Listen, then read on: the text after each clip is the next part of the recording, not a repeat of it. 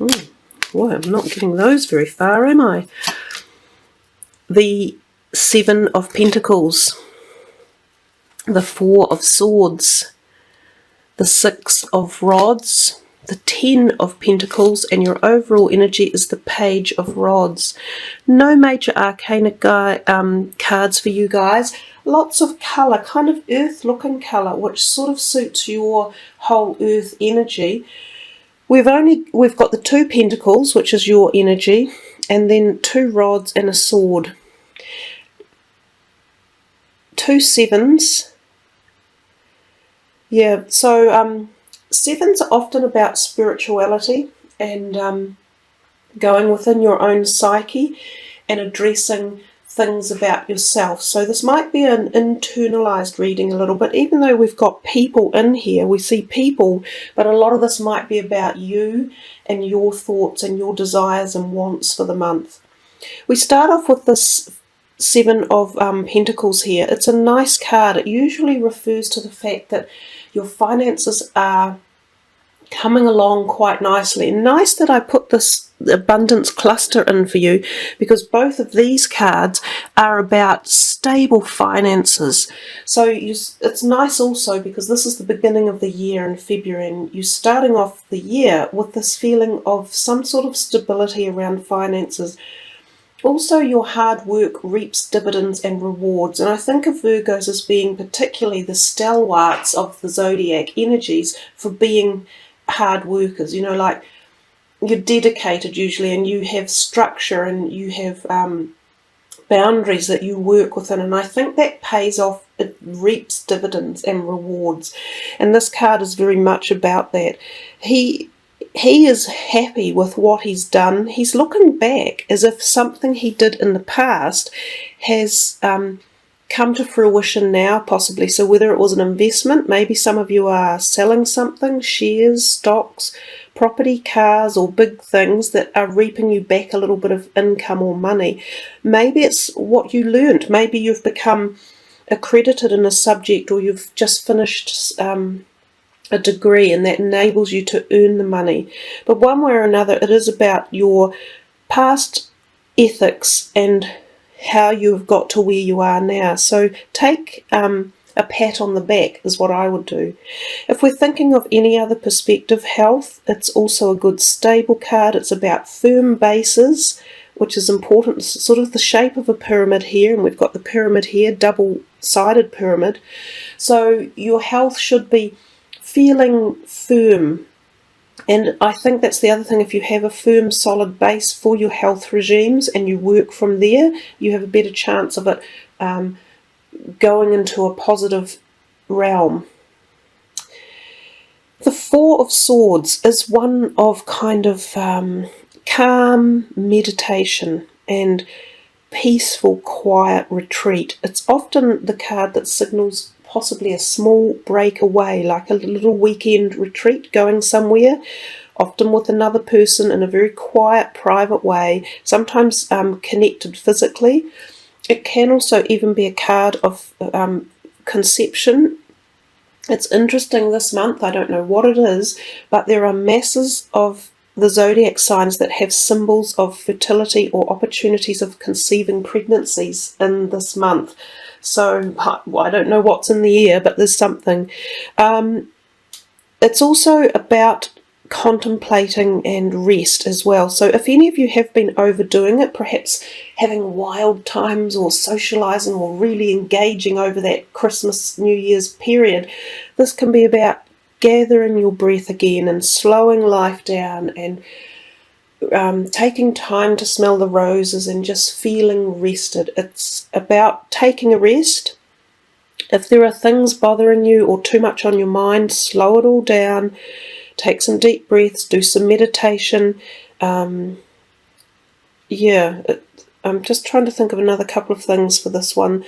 I sometimes think of minor surgery. Sometimes when I see the swords, the lower end sword numbers, I think of minor surgery.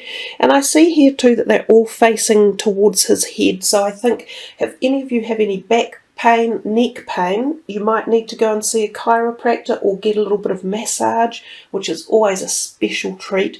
And who doesn't love a good massage? Treat yourselves to that perhaps, and release any tension that's building up in that part of your body. We come to the third week and we see the 7 of rods or wands, and this is about feeling as though there might be people around you who are pushing you again a bit beyond your boundaries, or putting their 2 cents in worth when you'd rather they didn't.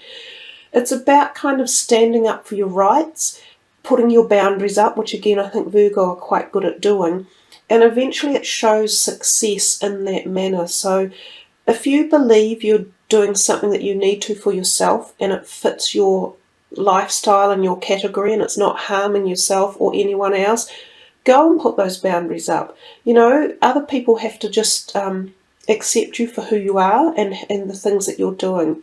Eventually it does show that you have success because you're above these other people and all their wants and needs, but at the same time listen to what others are saying. Often when we're in relationships with people, it's not just our point of view that's important, it's about listening to other people and their concerns as well. And sometimes this is an indication of other people needing you. You know, like, oh my God, I need your help. Or quick, come over here. Can you do this for me? Oh, I need that. So again, it's about balancing your time and your energies and not giving away everything so that you end up worn out. We come to this 4th week and we see this is the 10 of Pentacles, and it's a lovely card. It's the card of happy gratification in life, gratification of the people in your life, of the manifestations of your, not necessarily wealth, but of where you are, that you live in a certain place or a certain city, that you have friends or family around you, or that you just feel sated, that you've learned a lot in life, that you have things to offer others, which is why I said here there's this feeling of others maybe need your help and support, and you seem to be in a place that you can give this to people. It often talks about finances being quite good or fluid or feeling comfortable. So you've got that whole feeling in this reading. So I would suggest that your finances should be I was going to say swelling, and I'm not sure what I mean by that, but it was interesting that I put this abundance cluster in, which is quite about finances and getting financial abundance. So I'd be interested to know if that happens for anyone over the month, you know, an improvement in your finances. Health-wise, everything, this card just offers goodness, positiveness. It is a number 10, and 10s can be about the completion of a cycle and moving into a new paradigm one way or another. And this could be just at your thought level, even the contemplation of, right, I've reached the end of this cycle of life, where do I go now? Or what new project would I like to uplift? And then we see the overall energy card, and we've got here the Page of Rods. And here's a younger person, so this could be someone that you are supporting, and it could be a family member, a sibling, a child, or a brother or sister, or it could be a friend, a work colleague. You may be supporting them one way or another with your kind of either financial nous or your knowledge. You know, he may be one of these ones. In fact, it is, isn't it? He's one of these ones with these rods wanting your attention or putting his 2 cents in worth. He might tire you out a little bit over the month, and they can be quite demanding, the fire sign energies. They're quite, you know, full on, like, oh, I need your attention, oh, listen to this, oh, let's get it done now. And that's not really how Virgos work. They much rather pace everything out. But either way, that could be who's in or around for the month. But if not, he is the instigator of new creative thought and action and energy and passion and stimulus. So this could be coming in for the month for you. You might get fired up enough to create some new direction. And he's definitely looking forward and out into the next month, into March. So I think that's a nice reading, guys. It's got lots of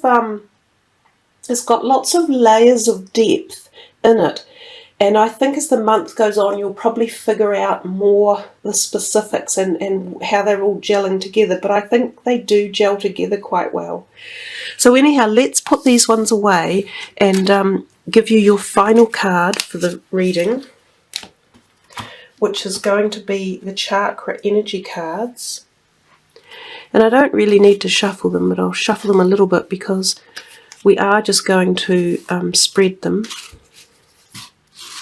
And then pick one for you, and I like the look of that. Action, movement, perseverance, discipline and motivation. And that is really interesting, isn't it, because that was your overall energy card for the month. So there was something in there about that for you. It comes to you from the base chakra, which is down at the base of your spine as such, through your hips and groin area. Just sit back and listen while I read the words for you. Listen to the call of your inner rhythms and take bold action in the direction of your dreams today.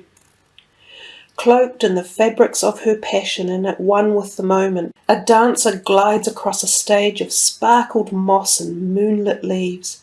She moves with a sense of graceful certainty, and knowing that the ground upon which she dances will rise to meet her steps. Her movements are free and expressive. Her eyes seek nothing outside of herself, for she follows a rhythm that comes from within.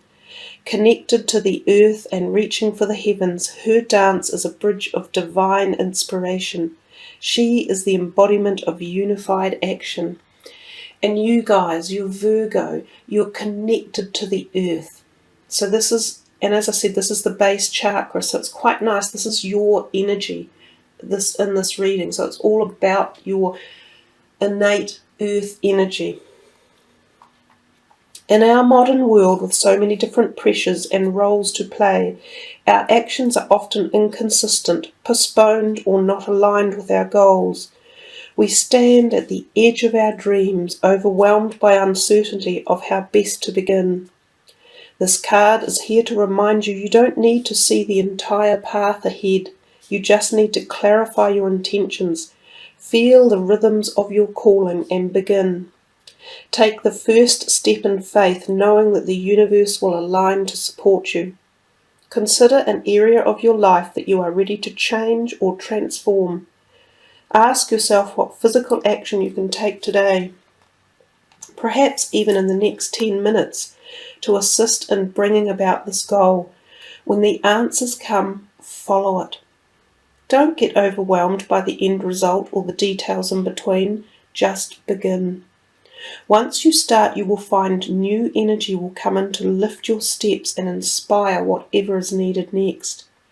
As you take one step and then another, you will begin to build momentum like the turning of a great wheel. Gradual at first, but soon you are rolling and can guide your energy in any desired direction. Stay with this momentum. Persevere. Consistent action will carry you swiftly towards your goals. When our actions stem from a sense of inner knowing, like a dancer moving to the pulse of an inner rhythm, our steps will always be guided and true. Don't wait for things to happen. Start dancing and the music will rise to meet you.